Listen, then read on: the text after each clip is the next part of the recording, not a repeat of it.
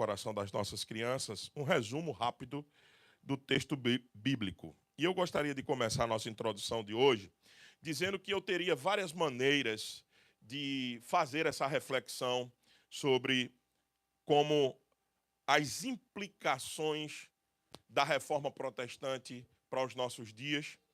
Eu poderia usar slides, eu poderia pensar em apresentações históricas, mas isso é coisa de escola bíblica e a gente já vai ter depois.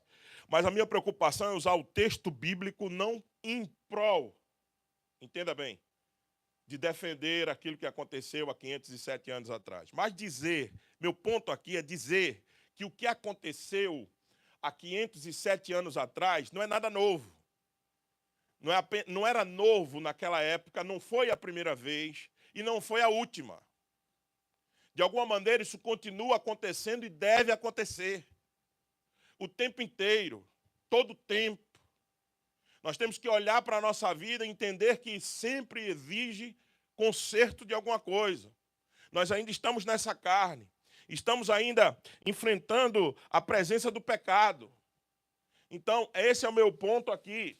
Que a gente não olhe para aquele evento de 507 anos atrás e pensemos que aquilo foi algo inédito, sim, de perspectiva sociocultural e também hermenêutica, ok, talvez sim, mas não somente isto, não só foi a primeira e a última.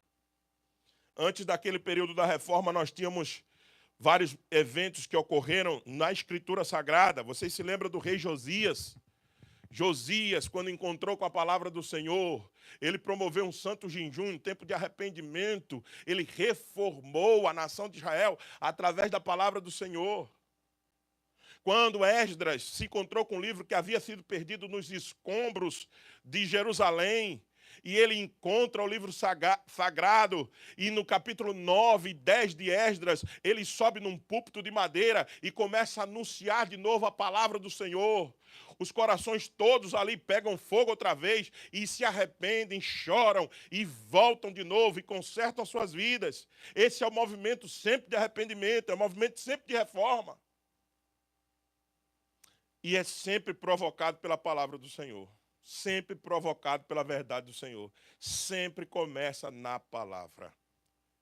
E Jesus, nosso mestre, já tinha dado a dica, quando ele está nesse diálogo com os judeus, ele diz assim: se vocês permaneceres na minha palavra, vocês serão meus discípulos. Então não há nada novo. Há redescobertas de princípio. E princípios que a gente precisa ficar utilizando ainda nos dias de hoje o tempo inteiro. Olhando para a palavra como espelho para a nossa vida e procurando o conserto, procurando a melhora. Então, se estamos falando de implicações da reforma para o dia de hoje, estamos falando poderíamos falar de várias áreas. Poderíamos falar da área teológica, poderíamos falar da vida cristã, poderíamos falar da sociedade, do mundo. Todas essas áreas foram impactadas, é verdade, pelo aquilo que aconteceu há 507 anos atrás. Mas é necessário entender que todos aqueles princípios, todos aqueles solas, tudo aquilo que aconteceu de forma socioeconômica, política e religiosa, não é nada mais, nada menos do que o poder da palavra nos resgatando das trevas para a sua maravilhosa luz. Então eu gostaria de aproximar-nos do texto dessa manhã e dizer, a princípio, que os reformadores eu quero mostrar, esse é o meu intuito dessa manhã, mostrar que os reformadores não inventaram nenhum princípio novo. Eles redescobriram aquilo que as Escrituras já diziam. Eles apenas voltaram ao princípio que Cristo havia ensinado. Cristo também colocou a palavra de Deus em primeiro plano e sempre a defendeu como meio de salvação para o seu povo, sempre. Seu ministério terreno foi dizer o tempo todo: eu vim buscar e salvar o que havia perdido. A minha vontade é fazer a vontade daquele que me enviou. A palavra do meu Pai é a palavra da verdade. Santifica-os, Senhor. Ele ora na oração de João 17. Santifica-os na tua palavra. A tua palavra é a verdade, João 17. Jesus apontou sempre para isso. Jesus defendeu sempre o evangelho puro e simples. Jesus sempre mostrou que o único caminho, eu sou o caminho, a verdade e a vida, ninguém vê ao Pai senão por mim. Ele sempre falou que ele sempre se identificou com essa palavra. Ele é a palavra encarnada. Ele é aquela palavra, o verbo se fez carne e habitou entre vós, e vimos a sua glória como a glória do unigênito do Pai. Evangelho de João, capítulo 1, verso 14. Ele tabernaculou conosco, ele encarnou, ele mostrou quem ele era, e sempre ele é a expressão máxima da verdade do Senhor. Então, não há nada novo. Os reformadores não inventaram a roda. Eles simplesmente redescobriram que talvez nós, igreja do século XXI, precisamos de novo. Precisamos entender que a igreja não se move por pensamentos humanos ou por modismos atuais. A igreja se move pela palavra. A igreja é a igreja da palavra. A igreja é para proclamar a palavra. Talvez nós é que precisamos, de novo, imitar os nossos irmãos e redescobrirmos o que Jesus sempre afirmou. A palavra é a verdade. Jesus está afirmando para os seus discípulos, e é preciso a gente ouvir, que ele enfatiza nessa passagem a prioridade da palavra nas nossas vidas. Jesus, aqui no contexto, é um texto difícil de João, capítulo 8, verso de 1 a 11, da mulher pega em adultério. Mas depois da mulher pega em adultério, a partir do verso 12 até o verso 20, Jesus se apresenta como a luz do mundo. Esse é o contexto de João 8. Depois da luz do mundo, ele agora começa um diálogo com os judeus que estavam ali presentes. E o texto diz, observe, no verso 30, dita estas coisas, do verso 21 ao verso 30, verso 29, Jesus estava se apresentando como a luz do mundo. E no verso 30, o narrador, que é o apóstolo João, diz assim: ditas estas coisas, muitos creram. Mas creram em quê? Porque logo em seguida, eles vão ter uma discussão dura com o Senhor Jesus. Os mesmos que creram, pastor, sim, os mesmos que creram, porque o verso 31 diz assim: disse, pois, Jesus aos judeus que havia crido neles: se vós permaneceres na minha palavra, sois verdadeiramente meus discípulos. Por que Jesus ia dizer que eles precisavam permanecer na palavra para que eles sejam discípulos? Talvez muitos podem dizer que a leitura talvez mais natural do texto seja para que eles continuem permanecendo como discípulos, aprendendo, porque discípulo tem a prerrogativa de continuar aprendendo, é um aprendiz. Mas talvez a minha suspeita de muitos comentaristas nesse texto é que Jesus estava dizendo para eles: vocês talvez creram de uma maneira, vocês talvez descobriram alguma coisa, vislumbraram um pouco de quem eu sou, mas a mudança não foi tão profunda assim para que vocês possam ser chamados de meus discípulos. Porque muitas vezes do que acontece, a gente às vezes está convencido que Jesus é a verdade. Convencido que o cristianismo é a melhor religião e faz mais sentido e mais lógica. Mas para se tornar verdadeiros discípulos precisa de um aprofundamento maior. Não é apenas crer. Crer até o diabo acredita. É preciso vida. Vida como discípulo. Vida como alguém que está comprometido com essa verdade. Por que o senhor está dizendo isso, pastor? Porque o texto parece mostrar que logo em sequência, quando Jesus anuncia que a verdade vai libertá-los, veja a reação deles. Somos descendência de Abraão, verso 33. E jamais fomos escravos de alguém. Como dizes tu que precisamos ser livres? Nós somos judeus sangue puro. Nós somos filhos de Abraão. Nós somos a religião verdadeira. Nós somos o judaísmo cristão que se permanece... Cristão não, o judaísmo que permanece até agora. E como o Senhor diz que a gente tem que ser liberto de alguma coisa. Aí Jesus aprofunda o ponto, no verso 34 diz: em verdade vos digo, todo que comete pecado é escravo de pecado. O escravo não fica sempre na casa, mas o filho para sempre. Ei, escravo tem temporariamente os privilégios da grande casa, da casa da fazenda. É isso que Jesus está lembrando. Eles servem na fazenda, eles comem da comida da fazenda, mas por pouco tempo eles permanecem na casa. Eles podem ser vendidos, ou eles podem até se receber carta de alforria e serem livres e ir para outra casa. Mas o filho da casa não. O filho da casa permanece. Aqueles que foram adotados em Cristo Jesus permanecerão, serão permanecidos ou ficarão na casa do Pai. E Jesus está dizendo, vocês falam tanto em Abraão, vocês falam tanto da religião de vocês, judaísmo, mas vocês precisavam ser livres pelo Filho para que vocês tornem-se filhos também. Veja, há um diálogo aqui profundíssimo. Aqui é um cristianismo contra a religiosidade. Aqui é o verdadeiro cristianismo contra simplesmente prática religiosa. Veja, se pois o Filho vos libertar, se eu libertar vocês, vocês verdadeiramente serão livres. Vocês não precisam de Abraão, vocês precisam de mim.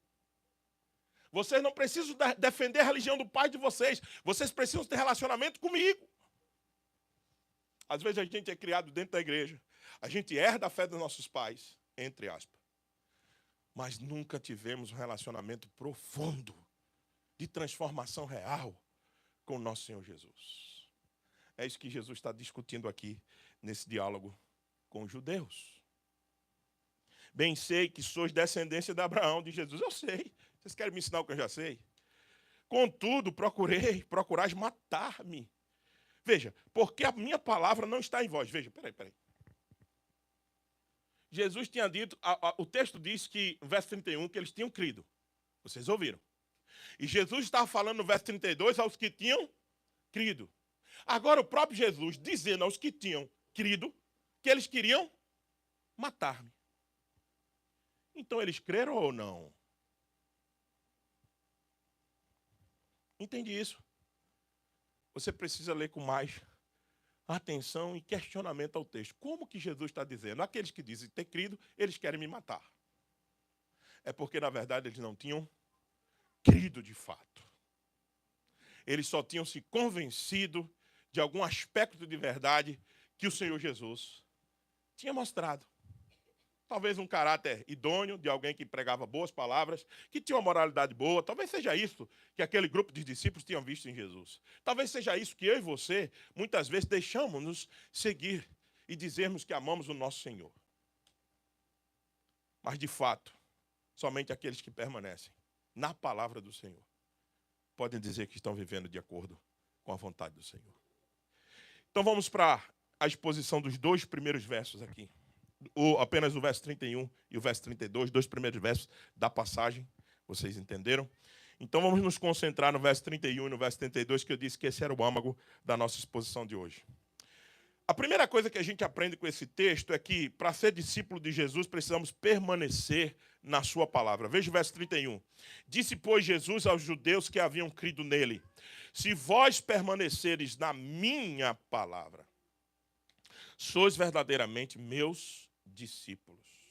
Jesus começa ensinando que ser verdadeiramente seu discípulo significa permanecer na sua palavra. E o que é esse permanecer? O que é isto?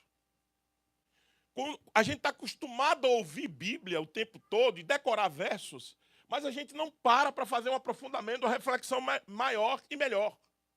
O que é esse permanecer?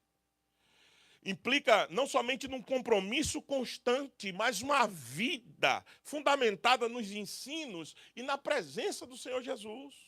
Errais por não conhecer as Escrituras e o poder de Deus. Às vezes, ou a gente conhece muito, a ênfase muito em conhecimento das Escrituras, técnico, argumentativo, e às vezes falta a experiência, a vivência do poder que emana dessa palavra em nós, e a gente experimentar esse poder. Jesus está dizendo aqui que as duas coisas têm que acontecer. Conhecer a palavra para experimentar a vida que existe nele. Então, É como, meus irmãos, imaginem uma árvore que está plantada junto a um ribeiro. Isso é a imagem do Salmo 1. Se lembra do Salmo 1?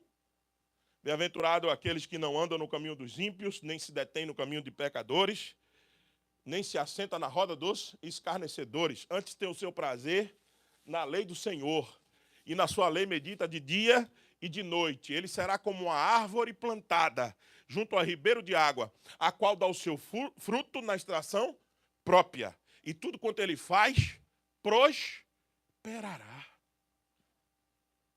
Jesus está lembrando-nos, é preciso, a gente pode lembrar do Salmo 1, para que a gente entenda esse permanecer. É aquele que medita na lei de dia e de noite, ele é como uma árvore que está com a raiz fincada, estabelecida, constantemente observando a água, absorvendo a água, os nutrientes necessários para a sua sobrevivência e seu crescimento. Mesmo nos tempos de seca, a árvore permanece verde, saudável, porque está ligada a uma fonte constante. Mesmo no tempo da dificuldade, quando nós permanecemos na palavra, temos uma fonte constante de sustento e orientação que nos mantém firmes, mesmo em tempos difíceis. A vida do servo do Senhor, a vida do discípulo, ela não se mexe e ela não muda de conformidade com as tormentas, com os hurricanes, com os trovões que aproximam-se. Ele permanece no mesmo lugar, porque a sua raiz é a raiz profunda.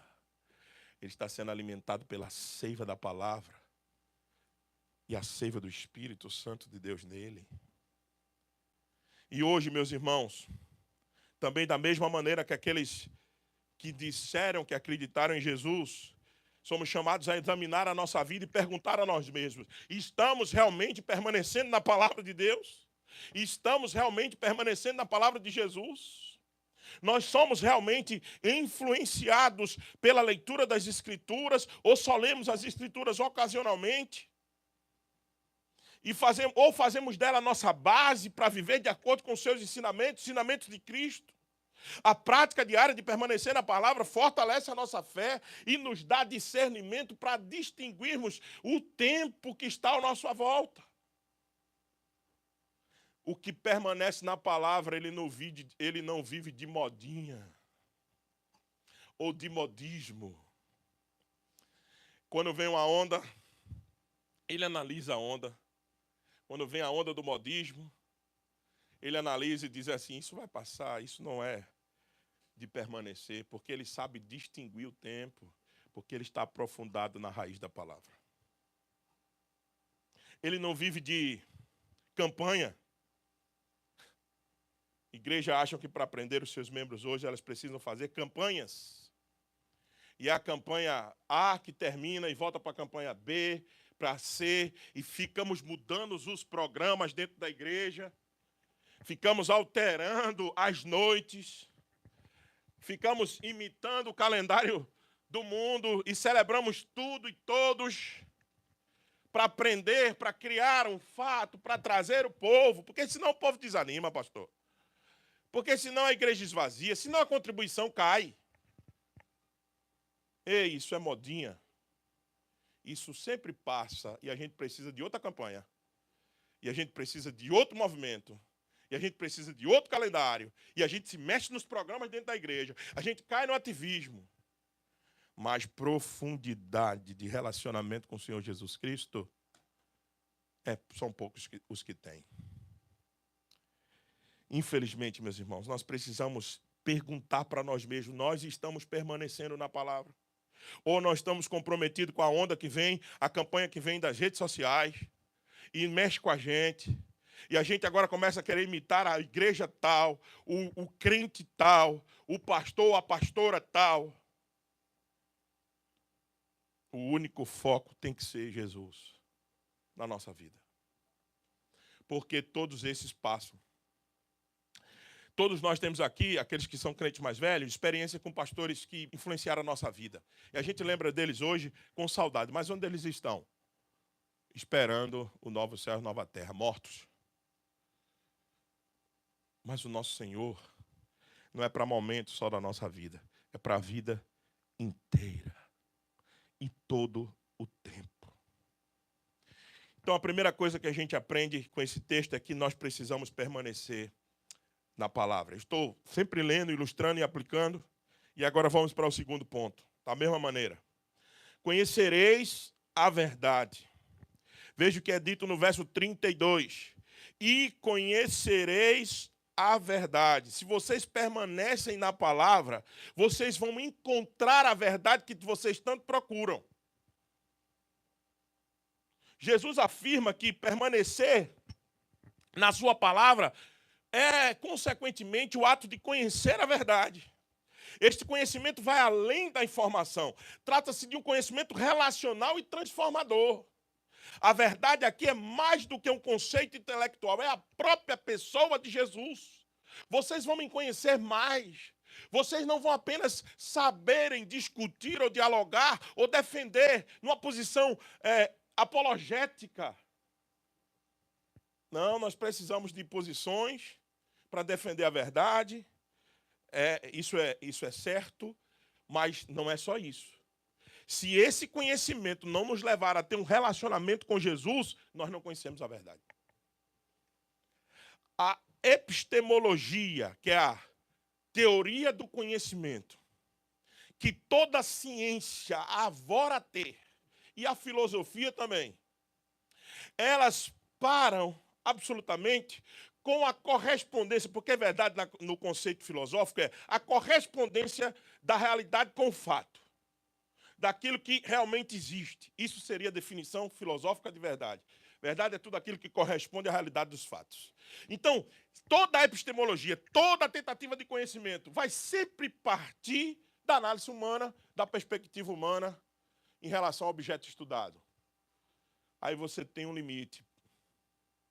Porque nunca você vai acessar a relação pessoal com a verdade. Porque isso nós só temos na pessoa de Jesus. Aí toda epistemologia é fraca, falha e depende. Só a epistemologia cristã é quem acessa o objeto estudado. Só a epistemologia cristã é que tem relação com a verdade encarnada, que é o Senhor Jesus Cristo. Nenhuma outra área de conhecimento se tem. Por exemplo, quando o físico se arvora a estudar as galáxias, quando eles tentam fazer, eles podem diametrar a velocidade da luz, eles podem contabilizar a distância dos planetas, mas eles não têm relacionamento com os planetas. Eles não experimentam a velocidade da luz neles. Nós não. Nós somos a única epistemologia que acessa o seu conhecimento, que tem verdadeira relação com ele, como diz meu amigo pastor Silas, que está aqui, que tem união mista com o objeto estudado. Cristo em nós e nós nele. A união mista é o segredo de nós acessarmos a verdade. Nós podemos dizer que vamos acessar a verdade porque nós estamos unidos a Cristo pelo seu Espírito. E posso me debruçar sobre a palavra do Senhor por causa disso. E vamos conhecer a verdade. É como uma bússola que está em nossa mão. Quando estamos perdidos, uma bússola aponta a direção correta. No entanto, uma bússola só é útil para quem sabe como usá-la.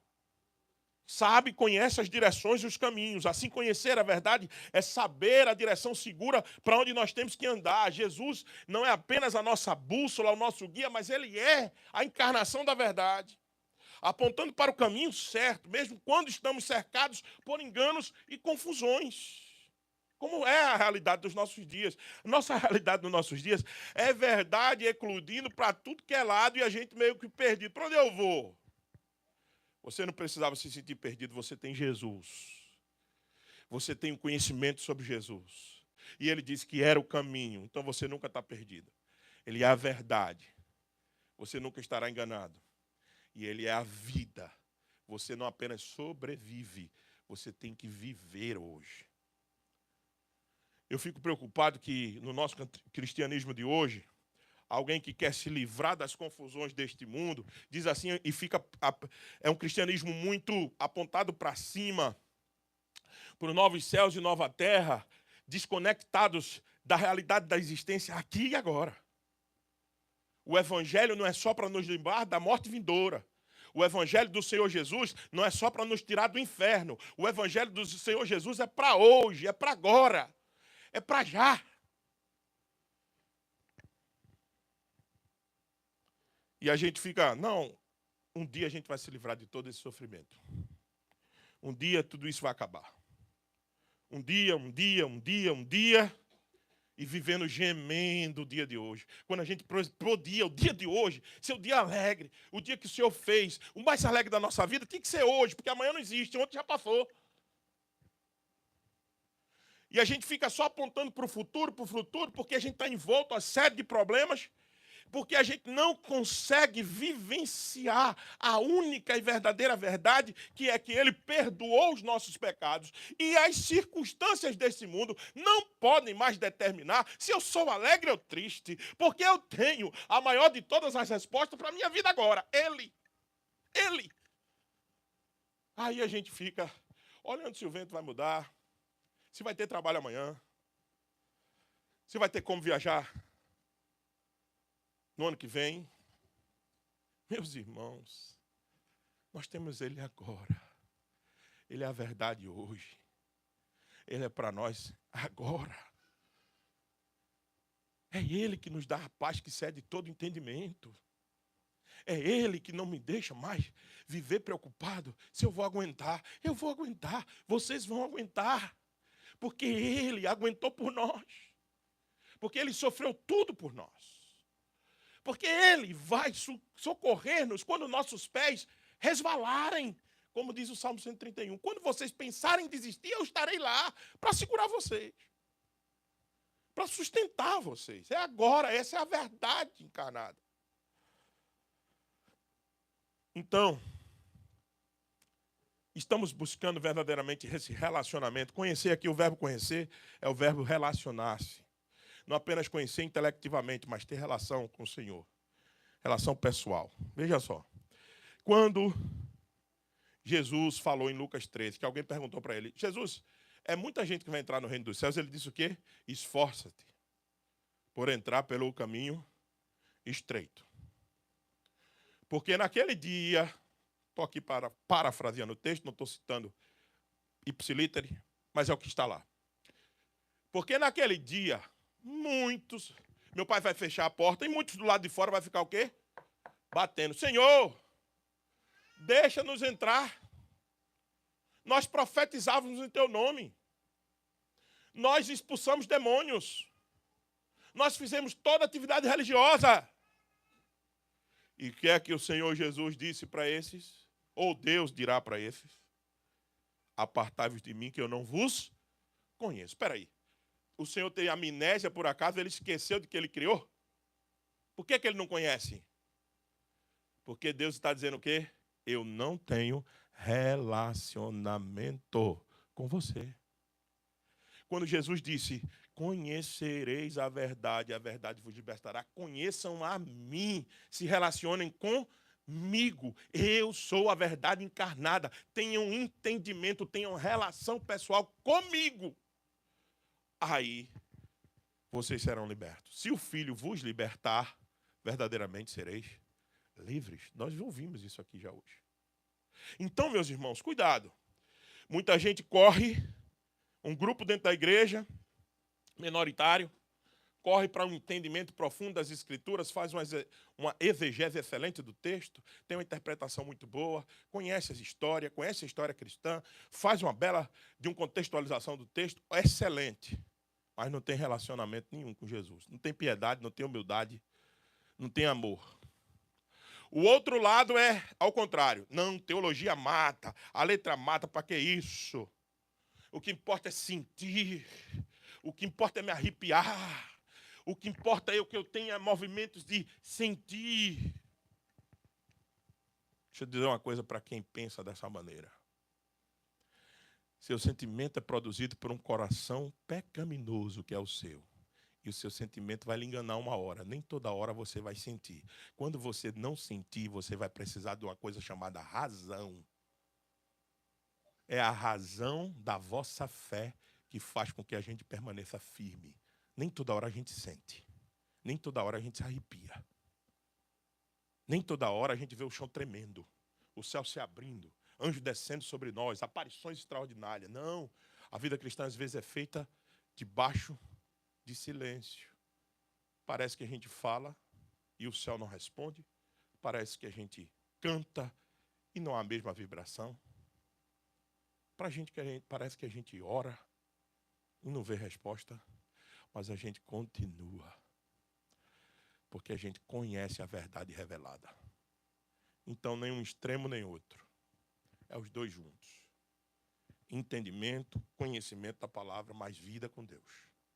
É assim que a gente conseguirá experimentar e não cair nesse relativismo barato que existe no meio das igrejas e no mundo, que tudo é verdade. Você tem a sua verdade, então você fica com ela. Eu tenho a minha, fico com a minha, e de boa. Meus irmãos, há uma centralidade da verdade da existência desse mundo que está por trás da revelação do Senhor. E essa revelação é o Senhor Jesus Cristo. Ele é o elemento central de toda a verdade. E a terceira e última coisa, que também está no texto. Primeiro é, permaneçam na minha palavra, conheçam a verdade, e a consequência de tudo isso é que a verdade vos libertará. Eu sei que esse clichê estava na boca de políticos, mas eles não sabem o que estavam dizendo. Jesus sabe. Jesus sabia de que a verdade libertaria. Jesus encerra essa passagem com uma poderosa promessa. Isso aqui é uma promessa da parte de Jesus. Permaneçam em mim, me conheçam e tenham vida livre. Tem muita gente falando de liberdade de expressão. Mentira. Nós somos cerceados o tempo inteiro. Infelizmente, o nosso Brasil está aí para provar isso. Tem gente que diz liberdade de expressão, outro que diz liberdade de gênero e tantas outras liberdades. Mas Jesus prometeu a verdade que liberta. A resposta está nas correntes do pecado, não está nas... A resposta está nas correntes do pecado, da culpa, do medo, da escravidão. A verdade de Cristo nos liberta das falsas esperanças, falsas seguranças, nossa autossuficiência. A gente libera tudo isso. A gente não confia mais. Quando a gente começa a confiar em Jesus, a gente não confia mais tanto na gente. A gente começa a botar prioridade nele. Quando a gente encontra-se com Jesus, os medos, as cadeias do medo vão se soltando, as correntes vão se soltando, a gente fica mais confiante nele. A escravidão espiritual, a cegueira espiritual vai sendo dissipada porque ele é a nossa luz. Ele vai raiando em nosso coração, vai tirando todas as densas trevas. É ele que vai nos limpando, confiar nele. É experimentar, meus irmãos, da verdadeira e genuína liberdade. Pense num prisioneiro que passou anos em uma cela. Um dia, a porta da cela se abre. Mas ele não tem coragem de sair, pois acostumou-se àquele espaço de vida. O conhecimento da liberdade precisa ser acompanhado pela coragem de deixar o que nos prende para trás. E tem uma coisa que a igreja dos nossos dias é muito amedrontada. É o medo de ser cancelado. A gente tem um medo de cancelamento, de perder seguidores, de ninguém mais gostar da gente, de ninguém mais nos chamar para a festinha dos filhos. A gente tem um medo disso. Um medo social. Se Jesus for o centro das nossas vidas, meus irmãos, nós vamos ser livres desse sentimento de cancelamento que o mundo todo tenta colocar sobre nós, sobre nossa vida. Nós não vamos mais nos importar com isso. Se Cristo for a única realidade na nossa vida que importe, que seja o centro real, as nossas inseguranças e a nossa autossuficiência acaba. Nós vamos agora começar a depender somente dele. Vamos estar livres para ele. Nós não vamos ser como aquele que foi liberto de uma cadeia e não tem coragem de sair, porque não sabe o que tem lá fora. nós vamos sair. O conhecimento precisa acompanhar a coragem. Precisa ser acompanhado de coragem. Você precisa ter coragem para se posicionar. Para mesmo que você seja cancelado, deixar de ser seguido, deixar de ser amado, não importa. O importa é que o meu Senhor me determinou o caminho que eu tenho que andar. Cristo abriu as portas, mas devemos ter a coragem de passar pelas prisões. Quais são as áreas da nossa vida onde nós precisamos de liberdade? Talvez você precise ser liberto de mamon, você gosta muito de dinheiro. Talvez você precise ser liberto do hedonismo, você gosta muito do prazer. Nem dinheiro nem prazer na medida certa são problemas. Mas quando eles se tornam ídolos, eles são os problemas da nossa vida, muitas vezes. E Jesus veio nos chamar para ser liberto de tudo isso. Talvez estejamos presos a pecados persistentes, que você já orou e às vezes você não tem nem mais coragem de orar pelo aquele pecado que você comete todo o tempo. Medos, inseguranças que nos impedem de viver plenamente para Deus. Jesus nos convida a experimentar uma nova vida, a deixar essas cadeias para trás e a viver de acordo com a vida que liberta, que transforma verdadeiramente. Nós estamos presos numa secularização altíssima, meus irmãos.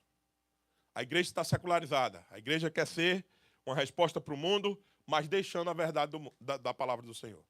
A igreja quer ser aquela relevância toda no aspecto social e político, mas ela se desviou da palavra. Isso é secularização. Isso é pragmatismo. O que é pragmatismo? Viver pelo resultado. A igreja só faz aquilo que dá resultado. Ela tem que ser grande, porque ser grande é sinônimo de sucesso. Pois eu quero dizer aos irmãos com muita tranquilidade, paz no meu coração, eu não me importo com o tamanho dessa igreja. Se ela for grande, amém, louvado seja o Senhor. Mas grande para quê? Para a gente estar rotando que nós somos grandes? Ou para fazermos mais para o reino do Senhor? Eis a questão. Eu não me importo com isso. E espero que você também não. A gente não pode se guiar pelo resultado, pelo pragmatismo apenas das coisas. É isso que a igreja está enlaçada. Ela precisa ser uma igreja livre de tudo para proclamar a verdade. Quem não é livre não fala a verdade. Os livres é que falam a verdade. Os livres é quem dizem o que diz, aquilo que pensam, e não apenas porque pensam, mas porque tem as suas mentes cativas à palavra. Porque tem muita gente dizendo o que pensa e falando besteira. Muita gente dizendo o que pensa e falando bobagem. Mas não é apenas dizer o que pensa, mas porque a mente está cativa na palavra. Aí você abre a boca e fala. E assim nós seremos uma igreja livre para proclamar o evangelho do Senhor. Pois bem, o que foi a reforma protestante mesmo? O anúncio da liberdade da palavra. Por isso que eu vos digo, há um tempo atrás, 507 anos, alguém fez alguma coisa nova? Não. Apenas teve a coragem de passar pela cela aberta. Apenas tiveram coragem de deixar a palavra fazer o que tinha que fazer, mesmo que mortos. Ninguém fala de John Hus. Você conhece John Hus, por acaso? Só quem estudou a história da igreja. Você conhece John Wycliffe? Não, mas você conhece Lutero, você conhece Calvino, você conhece os caras que deu certo na reforma. Mas os caras que morreram antes desse, você não conhece. Wycliffe, enterraram ele, depois julgaram, a Igreja Católica Apostólica Romana julgou Wycliffe depois de morto. O ódio era tanto que foram lá, desenterraram ele, queimaram só o resto mortais dele. Você já ouviu falar dessa história? Não, mas você conhece Lutero, que afixou as 95 teses na Catedral de Wittenberg. Heróis anônimos que tiveram coragem de atravessar a porta que Jesus tinha aberto. Mesmo que isso pagou com o preço de suas vidas. É a reforma que dá o primeiro tom da verdade? Não, é Jesus. Os reformadores tiveram a coragem de levantar a bandeira de novo. Nenhuma igreja nos escraviza. Ninguém nos escraviza. Nenhum modelo nos escraviza. Nada nos escraviza. No contexto da servidão de pecado, nós estamos livres também para sermos para dizermos não a toda a ação pecaminosa. Veja, meus irmãos, que esse princípio defendido por Cristo é o que aconteceu na reforma. Porque os reformadores voltaram às Escrituras, eles voltaram à palavra, eles começaram a ler, eles não encontravam paz na sua alma, eles eram presos pelo medo do pecado. Quando Lutero lê Romanos capítulo 1, verso 17, ele coloca sola de lado. Porque a palavra do Senhor é poderosa para perdoar os pecados. O justo viverá pela fé. Foi isso que ele leu e colocou sola na sua Bíblia. E a partir daí ele disse, isso aqui é o único que me importa. A única coisa que importa. Veja, os reformadores voltaram às Escrituras e começaram a pregar as Escrituras somente. E aconteceu o que aconteceu. Veja como é que Martim Lutero explica esse momento da reforma protestante. Ouça, simplesmente ensinei e preguei, escrevi a palavra de Deus. Não fiz nada. E então, enquanto eu dormia e bebia, a palavra enfraqueceu tão intensamente o papado, que é o Papa de Roma, que nenhum príncipe ou imperador jamais fez estrago assim. Eu não fiz nada, diz Lutero. A palavra fez tudo. Quer libertar o seu povo? Prega a palavra. Quer libertar a sua vida? Leia as Escrituras. É por isso, por causa dessa insistência dos reformadores, que agora as Escrituras estão na nossa mão. Temos as Escrituras na nossa mão por causa disto. Você tem a Bíblia em português, em inglês, em muitos idiomas, por causa deles. Nosso culto é em nossa língua, por causa deles, porque antigamente o culto era em latim, ninguém entendia, a não ser o padre que estava realizando a missa. Para quê? Para que esse povo pudesse ser massa de manobra, massa de manipulação. Conhecereis a verdade vos libertará. E quando você quer escravo dentro da sua igreja, você não prega a palavra. Você fala de tudo para que ninguém entenda, inclusive em outras línguas, que ninguém interpreta. Isso é escravidão. Isso é voltar para a idade das trevas. Isso é voltar para o período escuro.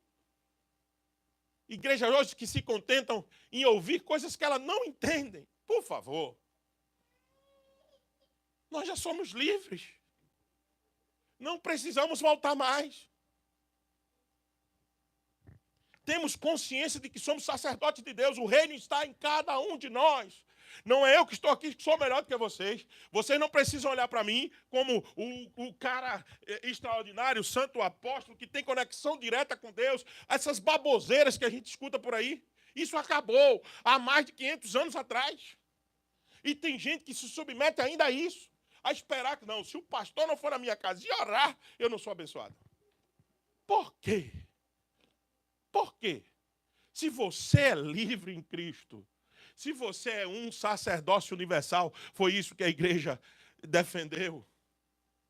Você é um com ele, então você pode orar pelo seu irmão, você pode abençoar a vida do seu irmão, você não precisa esperar por pastor humano nenhum. Você tem acesso ao Supremo Pastor. Vocês querem se escravizar de novo? O que é isso? Sabemos da importância da organização da igreja, mas sabemos que a igreja somos nós. Existe hierarquia, existe organização, existe instituição. A gente respeita tudo isso, que isso tem o seu devido lugar. Mas nós somos livres. Você é livre. Sem dúvida, o grande legado da reforma foi o exemplo de que na hora que a igreja estiver em crise, como a gente está, meus irmãos, saibam, a igreja está doente nos nossos dias. Nós estamos em crise. Nós precisamos voltar urgente às Escrituras e corrigir os nossos erros e aquilo que Cristo nos ensinou, nada mais do que isso. Permaneça para conhecer e ser livre. Permaneça em mim para conhecer a verdade e seja livre. Livre de todo erro, de todo engano. Eu queria encerrar a pregação de hoje citando um dos reformadores e a importância que ele deu à palavra para a nossa vida cristã. Porque as minhas aplicações gerais são: leia a palavra, Obedeça as Escrituras, pregue somente as Escrituras. Leia a palavra, obedeça as Escrituras e pregue somente as Escrituras. Precisamos nutrir nisso cada vez mais na nossa vida. A nossa vida com a palavra. João Calvino disse assim: por isso, quando os oráculos ou revelações da palavra de Deus começaram a ser reduzidas à escrita, ela tem sido mantida entre os fiéis e tem sido transmitida entre eles, uns aos outros. Os oráculos escritos é a Bíblia Sagrada. E com vistas aos seus sucessores, Deus supriu o seu povo de uma providência muito especial. Fica, pois, manifesto que Deus se serve de sua palavra em benefício daqueles que ele deseja instruir para a frutificação. Estando claro que a sua imagem e semelhança impressa no edifício do universo não é suficiente.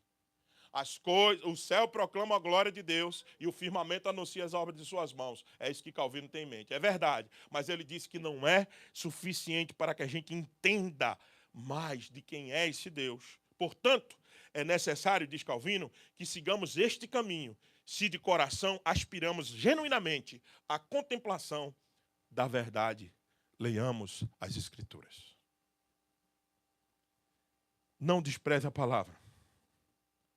Não tenha preguiça. Eu tenho na mente sempre a frase de John Piper. John Piper disse que as redes sociais só existem, a princípio, claro, para muitas outras coisas, mas ele disse que só existe para no dia do juízo final ninguém dizer, eu não tive tempo.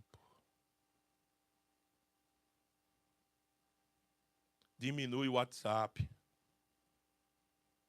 Diminui o Instagram. Diminui a conversa fútil. A risada boba. As figurinhas. E dá um tempinho para a palavra na tua vida. E veja o que ela vai fazer. O estrago benéfico que ela vai fazer. A gente está se livrando de um confronto. A gente está deixando, porque a gente tem medo desse confronto. Seja corajoso. Deixa ela mostrar como você está. Se olhe no espelho e fique lá, não fuja não. Sabe por que você não gosta muitas vezes da leitura das Escrituras? Porque elas às vezes batem em você muito forte. Aí, como é que você quer? Não, você quer ouvir o amigo, que tem sempre uma palavra boa para te dar, um encorajamento. Você quer aqueles vídeos de autoajuda que te bota para cima e você toma uma injeção tão frágil, tão fraca, que você precisa ficar tomando ela toda hora para te animar. Você toma uma injeção de ânimo com o coach do momento, com influência do momento. Minhas irmãs, meus irmãos, ou nós nos rendemos ao efeito da palavra na nossa vida, ou eu temo que a gente vai passar essa vida sem desfrutar de uma comunhão mais profunda e mais real. Tem tanta gente frágil emocionalmente. Tem tanta gente doente de ansiedade. Tem tanta gente... Agora o diagnóstico da moda é TDAH. É o diagnóstico da moda. Todo mundo tem. Eu estou impressionado com o diagnóstico. Todo mundo diz para mim agora. Eu tenho TDAH. Isso não é nada mais do que ansiedade cravada, encrostada no seu coração. Esse é o fundo da coisa. Lá embaixo. Claro, existem os sintomas e a gente toma remédio, toma medicação, faz aconselhamento, não tem problema contra isso. Mas será que não tem uma coisa que está lá embaixo que você não cavocou ainda? Você está só aqui na superfície. Talvez você precisa passar pelo confronto das Escrituras. Talvez você precisa parar e ver você nas Escrituras. Ver quem é você, quem é o seu Deus. Para que assim, meus irmãos, a gente se liberte completamente de nós mesmos, do nosso pecado. E nesse sistema que está ao nosso redor, que tanto nos escraviza. A gente é muito escravo um do outro. Jesus disse, sabe por que vocês Em João capítulo 5, verso 44, Jesus diz: sabe por que vocês são impedidos de serem salvos? Porque vocês se preocupam muito uns com os outros. Vocês estão muito preocupados com o que o outro diz de você. E você quer sempre manter uma imagem boa para todo mundo. Você não vai precisar se preocupar com a sua imagem quando você estiver vivendo um relacionamento intenso com Jesus, porque sabe qual é a sua imagem que vai transparecer para os seus amigos que estão do lado? A própria imagem do Cristo.